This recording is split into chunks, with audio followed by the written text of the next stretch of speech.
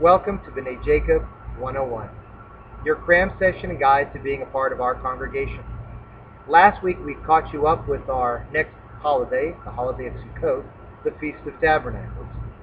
Today, as promised, we are in our Sukkah, almost built, and we're going to show you the proper way to wave the Lulav and Etrog. Our special guest is Deborah Levine. It's a mitzvah to wave the 4 species on each of the 7 days of Sukkot. We discussed this last time, but just to review, in the book of Leviticus, Vayikra, chapter 23, verse 40, it says, "And you shall take the fruit of a goodly tree, branches of palm trees, boughs of thick trees, willows of the brook, and rejoice before your God 7 days." So as a result, on the holiday of Sukkot, we take these objects and rejoice with them. Now here are some primary rules to keep in mind when you wave the Lulav and Etrog. First of all, the Etrog is picked up in the left hand. The Lulav, the palm branch, with the backbone facing you. The myrtle, the Hadassim, is on the right. The willows, the Arabot, are on the left. With the Etrog in the left hand, the two are touching. Before the blessing, the Etrog is held with the pitum, as Deborah is showing, down, facing down, until after the blessings.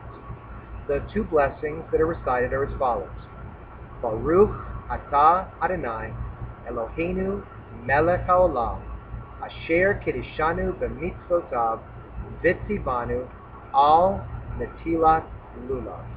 Blessed are you, O Lord our God, King of the universe, who has sanctified us by his commandments and commanded us concerning the raising of the lulav.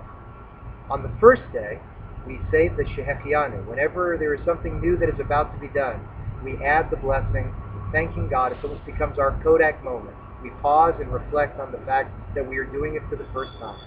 That blessing is Baruch atah Adonai, Eloheinu melech haolam, shehechianu, v'kiyamanu, v'higianu, lazman hazeh. Blessed are you, Lord our God, King of the universe, who has kept us alive, sustained us, and allowed us to reach this day.